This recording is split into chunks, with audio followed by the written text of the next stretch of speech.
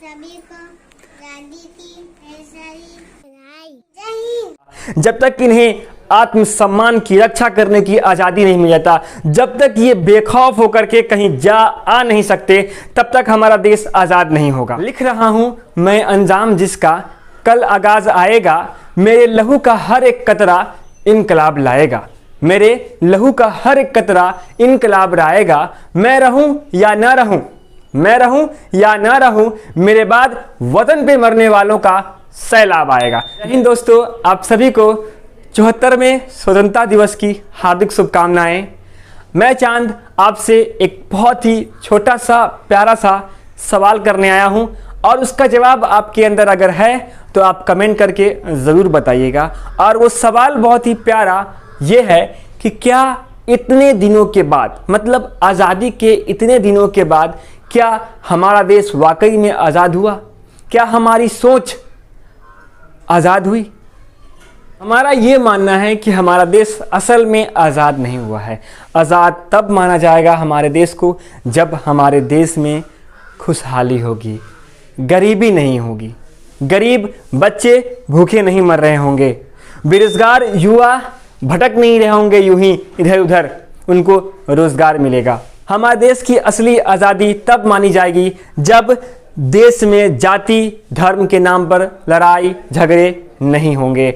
हमारे सोच से धर्म और जाति का भेदभाव जब तक नहीं मिटता, तब तक देश आज़ाद नहीं माना जाएगा। जब तक हमारे अंदर से, हमारे सोच से ऊंच नीच नहीं खत्म हो जाता, ऊंच नीच छोटा बड़ा का, तब तक हमारा देश आज़ाद नहीं माना जाएगा। हमारे देश में 50% जो जनसंख्या है लगभग, वो है महिलाओं का, औरतों का, बहनों का। तक वो अपनी पहचान न बना ले, जब तक हम अपनी सोच से औरतों को नीचा दिखाना न छोड़े, तब तक हमारा देश आज़ाद नहीं होगा। जब तक औरतें, हमारे घर की बहनें और बेटियां जब तक खुले में बेडर, मतलब बिना डरे घूम पाएंगी, तब हमारा देश में असल में आज़ाद होगा। जब तक इन बेटियों को, इन बहनों को जिंदगी जीने का आज़ादी नहीं मिल जाता, जब तक इन्हें आत्मसम्मान की रक्षा करने की आज़ादी नहीं मिल जाता, जब तक ये बेखौफ होकर के कहीं जा आ नहीं सकते, तब तक हमारा देश आज़ाद नहीं होगा। जब तक बेटियां डर के साये में हैं, तब तक हमारा देश आज़ाद नहीं हो सकता। तब तक हमारी बहनें ये इंतज़ार करेंगी कि आज अच्छा होगा, कल अच्छा होगा, कल हम खुल के जी पाएंगे।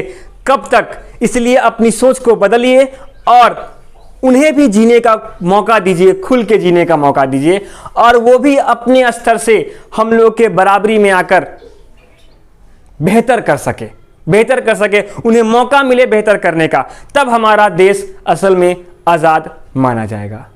तो आप सब आज के दिन ये वचन लीजिए कि हम सब अपने सोच से वो सब गलत बातें निकाल के अपने देश को असल मायने में आज़ाद करेंगे। और अंत में मैं एक बात कहना चाहूँगा उन बच्चों का जो पढ़ाई करते हैं, जो पढ़ते हैं और जो डर रहे हैं एग्ज़ाम के पॉइंट ऑफ व्यू से, मतलब उनको एग्ज़ाम दे करके असफल होने में डर लगता है। तो मैं आपसे एक सवाल करूंगा, हमारा ये देश जो कि 100 साल से भी ज़्यादा तक क्या था, गुलाम था, वो कैसे आज़ाद हुआ? क्या एक दिन के मेहनत से आज़ाद हुआ? क्या जो हमारे जो स्वतंत्रता सेनानी थे वो एक दिन ही मेहनत की और हमारा देश आज़ाद हो गया? नहीं, सदियों उनकी क्या लगी, मेहनत लगी, लगन लगी और कुर्बानियां हुई, तब जाके हमारा देश आज़ाद हुआ। ठीक उसी तरह पढ़ाई करने के लिए अगर आप असफल हो रहे हैं तो डरे नहीं, कंटिन्यू करते रहें, लगे रहें, और लगे हुए में अपनी मेहनत को और निखारें और बेहतर करें, और एक दिन ऐसा आएगा जिस दिन आप कामयाब होंगे। इसलिए उनसे सीखिए, हमारे स्वतंत्रता सेनानी से सीखिए कि कैसे उन्होंने सब्र किया और कैसे आज हमारा देश आज़ाद हुआ, उनके सब्र और बलिदान से, कुर्बानी से। तो आप भी कुर्बानी करिए अपने लिए, अपने फ्यूचर के लिए। और अगर आपका फ्यूचर बनता है तो सिर्फ आपका फ्यूचर नहीं बनता, आपके पूरे परिवार का, आपके बच्चे का, आपके माँ पापा सबका फ्यूचर बनता है। इसलिए अपने फ्यूचर पे फोकस कीजिए, और जो भी पढ़ाई के अलावा अलग एक्टिविटी करते हैं जो ज़्यादा टाइम पास होता है, उसकी कुर्बानी करें। अपने मन में जो भी भावनाएं उठ रही हैं उन सभी को कुर्बान करें सिर्फ पढ़ाई के लिए, और पढ़ाई करें और ये उम्मीद करें कि आप एक दिन ज़रूर कामयाब होंगे। ठीक है, फिर मिलते हैं हम लोग नेक्स्ट वीडियो में। तब तक आप लोग अपनी सोच को कैसे आज़ाद करना है वो समझिए और अपनी सोच को आज़ाद करके रखिए। मिलेंगे फिर नेक्स्ट वीडियो में, तब तक के लिए जय हिंद।